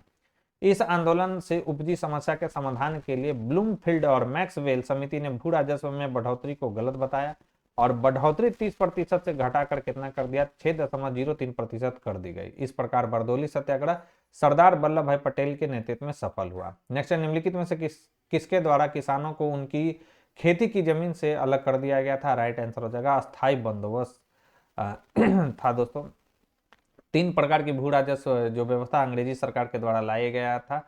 अस्थायी बंदोबस्त लाया गया था, महलवाड़ी व्यवस्था लाया गया था और रैयतवाड़ी व्यवस्था लाया गया था। जिसमें अस्थायी बंदोबस्त में क्या कर दिया गया था? किसानों को उनकी खेती की जमीन से क्या कर दिया गया था? अलग कर दिया गया था। और ये जो अस्थायी बंदोबस्त है 1793 ईस्वी में प्रारंभ किया गया था लॉर्ड कॉर्नवालिस के द्वारा। और इसमें भूमि का जो स्वामित्व होता था वो कौन होता था? तो जमींदार होते थे। नेक्स्ट है मालाबार में मोपला विद्रोह किसका परिणाम था? तो मालाबार में मोपला जो विद्रोह हुआ था वो खिलाफत आंदोलन का परिणाम था। कब हुआ था यह मोपला विद्रोह? तो यह हुआ था 1921 ईस्वी में। तो केरल के मालाबार क्षेत्र में 1921 ईस्वी में हुए मोपला विद्रोह खिलाफत आंदोलन का ही परिणाम था। बहुत ही इंपॉर्टेंट है, बहुत ही देख लीजिए कितना बार आया हुआ है सवाल। 4-5 VVI लगा लीजिए। इसका नेतृत्व किसने किया था? याद रखना, अली मुसलियार ने इसका नेतृत्व किया था। मोपला विद्रोह का। इस विद्रोह का जो समर्थन है महात्मा गांधी, मौलाना आजाद व शौकत अली ने भी किया था। 1921 का मोपला विद्रोह कहाँ हुआ था? तो यह हुआ था केरल के मालाबार में। नेक्स्ट है कि चंपारण में इंडिगो के किसानों की दशा की ओर गांधी जी का ध्यान किसने आकर्षित किया था? राइट आंसर हो जाएगा राजकुमार शुक्ल ने। 10 अप्रैल को जो है चंपारण पहुंचे थे 1917 को महात्मा गांधी जी, याद रखेंगे। जैसे कि नवंबर 1936 में भागाधिकारी पट्टेदार को जमींदारों के बेदखली प्रयासों के विरुद्ध बढ़ैया यानी बढ़ैया जो कि कहां पर मुंगेर में है, किसने एक बड़ा आंदोलन प्रारंभ किया था? ऑडिटर में सवाल पूछा गया था, तो याद रखना है बिहार किसान सभा के द्वारा जो है दोस्तों आंदोलन स्टार्ट किया गया था। इंपॉर्टेंट फैक्ट देख लेते हैं, भी पहली बात इसको कर लीजिए। तो बिहार के मुंगेर में 1922-23 ईस्वी में शाह मोहम्मद जुबेर की अध्यक्षता में किसान सभा का शाह मोहम्मद जुबेर और कौन शामिल थे मुंगेर में? तो याद रखना है श्री कृष्ण सिंह, एक नाम और भी याद रखना है आपको, कौन थे? तो श्री कृष्ण सिंह इसमें शामिल थे। मुंगेर किसान सभा का गठन किसने किया था? तो शाह मोहम्मद जुबेर और श्री कृष्ण सिंह के नेतृत्व में किया गया था। इस दौरान स्वामी सहजानंद सरस्वती ने भूमिहार जो है ब्राह्मणों को संगठित करने हेतु बिहटा में एक आश्रम की स्थापना की। नवंबर 1929 में सोनपुर मेला के अवसर पर आयोजित एक सभा में स्वामी सहजानंद सरस्वती की अध्यक्षता में बिहार प्रांतीय किसान सभा की स्थापना हुई थी। पूछ सकता कि बिहार प्रांतीय किसान सभा की स्थापना कब किया गया था? तो नवंबर 1929 ईस्वी में। किसके द्वारा किया गया था? तो स्वामी सहजानंद सरस्वती जी के द्वारा किया गया था। प्रथम बिहार प्रांतीय किसान सम्मेलन 1929 में स्वामी सहजानंद सरस्वती की अध्यक्षता में संपन्न हुआ था। नवंबर 1936 में कार्यानंद शर्मा के नेतृत्व में मुंगेर जिला के बढ़ैया ताल में प्रांतीय बिहार किसान सभा ने जमींदारी उत्पीड़न के विरुद्ध संघर्ष किया। 1936 ईस्वी में अखिल भारतीय किसान सभा का गठन हुआ और इसके प्रथम अध्यक्ष जो बनाए गए थे स्वामी सहजानंद सरस्वती जी को बनाया गया था। जैसे कि किस वर्ष बिहार किसान सभा की स्थापना हुआ था? तो बिहार किसान सभा की स्थापना जो है 1929 ईस्वी में किया गया था, नवंबर 1929 में। चंपारण आंदोलन मुख्यतः किसके विरोध में था? तो याद रखना नकदी फसल के विरोध में था दोस्तों, याद रखना। कई लोग इसका भूरा जैसा आंसर लगाएंगे, नहीं। चंपारण जो आंदोलन चलाया गया था वो नकदी फसलों के विरोध में चलाया गया था। तीन कठिया पद्धति थी यहाँ पर। नेक्स्ट है कि तेभागा आंदोलन सन 1946 ईस्वी में बंगाल में आरंभ हुआ था, किसके कारण? तो किसान सभा के नेतृत्व में 1946 ईस्वी में बंगाल में तेभागा आंदोलन चलाया गया था। दोस्तों इंपॉर्टेंट है, 2 बार ये सवाल आ चुका है। तो भारतीय स्वतंत्रता संग्राम के दौरान हुए किसान आंदोलन में 1946 ईस्वी में बंगाल का तेभागा आंदोलन सर्वाधिक सशक्त आंदोलन था, जिसमें किसानों ने फ्लॉड कमीशन की सिफारिश के अनुरूप लगान की दर घटाकर 1/3 करने के लिए संघर्ष शुरू किया था। तेभागा आंदोलन फसल का 2/3 हिस्सा उत्पीड़ित बटाईदार किसानों को दिलाने का आंदोलन था। इस आंदोलन के महत्वपूर्ण नेता कंपा राम सिंह और भवन सिंह थे, ये याद रखना, दोनों का नाम इंपॉर्टेंट है। दक्कन कृषि राहत अधिनियम किस वर्ष पारित हुआ? बीपीआई लगा लीजिए इसको। दक्कन कृषि राहत अधिनियम किस वर्ष पारित हुआ था? तो यह हुआ था 1879 ईस्वी में। देखिए जो कॉमन सवाल है जो हर अभी तक आप लोग रटते आए हैं वो तो आप कर ही लेंगे। ये सब जो सवाल है बहुत कम ही एग्जाम में देखने को मिलता है, तो वैसे सवाल पर फोकस कीजिए जो अब नहीं पूछा गया है, अब पूछे जाने की संभावना है। जैसे ये दक्कन कृषि राहत अधिनियम किस वर्ष पारित हुआ था, ये 20 में ही पूछा गया, हो सकता है आपको ये डी में ये सवाल देखने को मिल जाए, तो इसीलिए प्रीवियस ईयर्स को करके जाना चाहिए, अच्छे से करके जाना चाहिए। और ये बुक जो है वाईसीटी की काफ़ी अच्छी है, इसको आप ले लीजिए, काफ़ी अच्छी बुक है ये। और वीडियो पसंद आ रही है तो इसको लाइक और शेयर करना बिल्कुल ना भूलें दोस्तों। तो ये हो गया इसका राइट आंसर। इंपॉर्टेंट फैक्ट देख लेते हैं। तो दक्कन कृषि राहत अधिनियम 1879 ईस्वी में पारित किया गया था। यह जो अधिनियम है बेदखल किए गए खेतिहरों को जमीन वापस लौटाने के उद्देश्य से पारित किया गया था। यह अधिनियम जो है दक्कन विद्रोह के बाद लाया गया था। महाराष्ट्र के पूना एवं अहमदनगर जिलों में गुजराती एवं मारवाड़ी साहूकार अनेक हथकंडे अपनाकर किसानों का शोषण कर रहे थे। इस कारण किसानों ने आंदोलन प्रारंभ कर दिया और साहूकारों के घरों और दुकानों को नष्ट कर दिया। इसके बाद ब्रिटिश सरकार द्वारा दक्कन उपद्रव आयोग का गठन कर किसानों की स्थिति में सुधार हेतु दक्कन कृषक अधिनियम पारित किया गया था। नेक्स्ट, बिहार में 3 कठिया पद्धति में नील की खेती के लिए भूमि का कितना भाग अमानत रखा जाता था? राइट आंसर हो जाएगा 3/20 भाग। ऑलरेडी डिस्कस कर चुके हैं। स्वामी सदानंद निम्न में से किससे संबंधित हैं? राइट आंसर हो जाएगा बिहार में किसान आंदोलन से ये जुड़े हुए थे।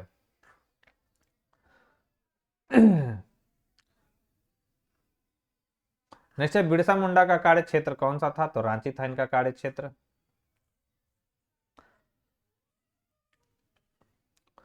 चलिए कुछ इंपॉर्टेंट रहेगा तो मैं बता दूंगा। हाँ, यहाँ पर याद रखना है कि बिरसा मुंडा को 3 फरवरी 1900 ईस्वी को सिब्बू में गिरफ्तार कर रांची जेल में डाल दिया गया। वहीं जो है जून को जो है जून 1900 ईस्वी में हैजा से इनकी मृत्यु हो गई। एग्जैक्ट बीपीएससी में एग्जैक्ट डेट पूछा गया है कि बिरसा को गिरफ्तार कब किया गया था, एग्जैक्ट डेट ये एकदम याद रखना है। 3 फरवरी 1900 ईस्वी को जो है इनको गिरफ्तार किया गया था बिरसा को। आगे शायद क्वेश्चन भी होगा। 1855 में संथालों ने किस अंग्रेज कमांडर को हराया था? राइट आंसर हो जाएगा मेजर बारो को 1855 में संथालों ने हराया था दोस्तों। और संथाल विद्रोह के नेता कौन थे? सिंधु और कान्हू, चांद और भैरव इसके नेतृत्व करता थे।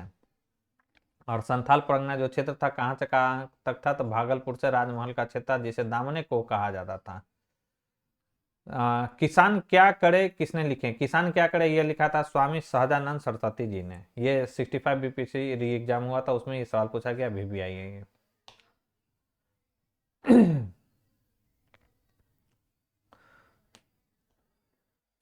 इनकी लिखी पुस्तक है कर्मकलाप है, गीता हृदय है, क्रांति और संयुक्त मोर्चा, किसान कैसे लड़ते, किसान क्या करे, झारखंड के किसान, मेरा जीवन संघर्ष, ये सब आप एक नजर में देख ले। किसान नेता मोतीलाल तेजावत संबंधित है, बहुत इंपॉर्टेंट है, 65 में एकदम देख लीजिए। किसान नेता मोतीलाल तेजावत संबंधित है किससे? तो मेवाड़ के भील आदिवासी नेता से संबंधित है मोतीलाल तेजावत, इंपॉर्टेंट है। और 1921-22 में मोतीलाल तेजावत ने भील विद्रोह का क्या किया था? नेतृत्व किया था दोस्तों, इंपॉर्टेंट है ये। नील विद्रोह कहाँ हुआ था? नील विद्रोह हुआ था बंगाल में। ये भील विद्रोह है, ये नील विद्रोह है। नील विद्रोह हुआ था 1859-60 ईस्वी में बंगाल के नादिया जिले के गोविंदपुर गांव में प्रारंभ हुआ था। नील उत्पादकों ने किसानों को जबरन नील की खेती करने के लिए बाध्य किया, जबकि इसके उत्पादन में किसानों को बेहतर कीमत नहीं मिलती थी। अतः दिगंबर विश्वास और विष्णु विश्वास के नेतृत्व में किसानों ने नील की खेती बंद करने का निर्णय लिया। इनका नाम दिगंबर विश्वास और विष्णु विश्वास। और दीनबंधु मित्र ने क्या एक नाटक है नील दर्पण, इसमें किसानों की दुर्दशा का बारीकी से जो है दोस्तों इन्होंने वर्णन किया है। नील विद्रोह किसके बारे में था? नील विद्रोह था रैयत नील की खेती नहीं करना चाह रहे थे, पर उनसे एक अमान्य मूल्य पर जबरदस्ती कार्रवाई जो है दोस्तों करवाई जा रही थी। 1922-23 में जो है मुंगेर में किसान सभा का गठन किसने किया? मुंगेर में किसान सभा का गठन अभी मैंने बताया था शाह मोहम्मद जुबैर और श्री कृष्ण सी के द्वारा किया गया था। 4 मार्च 1928 को स्वामी सहजानंद सरस्वती ने बिहटा में किसान सभा की औपचारिक स्थापना की और 1929 में सोनपुर मेला में आयोजित सभा में बिहार प्रांतीय किसान सभा की स्थापना की, जिसके अध्यक्ष स्वामी सहजानंद जी बनाए गए थे। और सचिव जो कौन थे? तो श्री कृष्ण सिंह थे, ये याद रखना है। इसके उपरांत 1936 में सभी को मालूम होगा लखनऊ में जो है अखिल भारतीय किसान सभा का गठन किया जाता है और इसकी अध्यक्षता कौन करते हैं? स्वामी सहजानंद सरस्वती जी करते हैं। स्वामी सहजानंद सरस्वती ने भूमि और जलमार्ग के राष्ट्रीयकरण की मांग के साथ अखिल भारतीय संयुक्त किसान सभा का गठन किया था 1930 के दशक में। सविनय अवज्ञा आंदोलन की समाप्ति के बाद स्वामी सहजानंद सरस्वती ने एवं एनजी रंगा ने 21 अप्रैल 1936 को लखनऊ में अखिल भारतीय किसान सभा की स्थापना की थी, ऑलरेडी डिस्कस कर चुके हैं। हाँ, ये इंपॉर्टेंट है, वीवीआई कर लीजिए। दुखी दुखी आत्मा दुखी हृदय जैसे छद्म नामों के तहत लिखकर चंपारण के किसानों की दुर्दशा पर प्रकाश किसने डाला था? तो यह डाला था पीर मोहम्मद मुनीस ने डाला था। ये केवल नाम आपको याद रखना है। महाराष्ट्र में जो है रामोसी कृषक जत्था किसने स्थापित किया था? तो यह महाराष्ट्र में जो है रामोसी कृषक जत्था किसने स्थापित किया था? तो वासुदेव बलवंत फड़के जी के द्वारा यह स्टार्ट किया गया था। कब स्थापित किया गया था? तो 1879 ईस्वी में स्थापित किया गया था वासुदेव बलवंत फड़के जी के द्वारा। रामोसी किसानों ने जमींदारों के अत्याचार के विरुद्ध विद्रोह किया था। ज्योतिबा फुले द्वारा गुलामगिरी नामक पुस्तक ऑलरेडी देखते हैं, लेखन कब किया गया था? 1872 जो है 72 ईस्वी में किया गया था। इन्होंने वर्ष 1873 में सत्यशोधक समाज की स्थापना की थी। नाई धोबी बंद सामाजिक बॉयकॉट का एक स्वरूप था जो सन 1919 में जो है क्या बतलाता है? तो किसानों द्वारा प्रतापगढ़ जिले में चलाया गया था नाई धोबी बंद, जो क्या था? सामाजिक बॉयकॉट था। इंपॉर्टेंट है, वीवीआई कर लीजिए। तो गौरी शंकर मिश्र, इंद्र नारायण द्विवेदी एवं मदन मोहन मालवीय के प्रयत्नों से फरवरी 1918 ईस्वी में अवध में उत्तर प्रदेश किसान सभा का गठन किया गया। पूछेगा कि अवध किसान सभा का गठन जो है किसके द्वारा किया गया? तो गौरी शंकर मिश्र इसमें शामिल थे, इंद्र नारायण द्विवेदी जी इसमें शामिल थे और मदन मोहन मालवीय जी इसमें शामिल थे। कब किया गया था? फरवरी 1918 में। इस सभा ने किसानों को जमींदारों तथा तालुकदारों के शोषण के विरुद्ध संगठित करने का प्रयास किया। इसी क्रम में प्रतापगढ़ में नाई धोबी बंद जो है नामक आंदोलन चलाया गया। इस आंदोलन के तहत जमींदारों तथा ताल्लुकदारों का सामाजिक बहिष्कार किया गया था। नेक्स्ट, जमींदारों द्वारा कृषक से मांगे गए बेगार या अवैध उपकरण को किस नाम से भी जाना जाता था? इसे जाना जाता था वेथी के नाम से। बहुत इंपॉर्टेंट है, सीडीपीओ में यह सवाल आ चुका है। बार बार जो मैं इंपॉर्टेंट बोलता हूँ उसको आप VVI मानकर चलें दोस्तों। तो वेथी अवैध उपकरण की एक प्रचलित प्रणाली थी जिसके माध्यम से भूस्वामी किसानों को बिना किसी परिश्रम के काम करने के लिए मजबूर करते थे।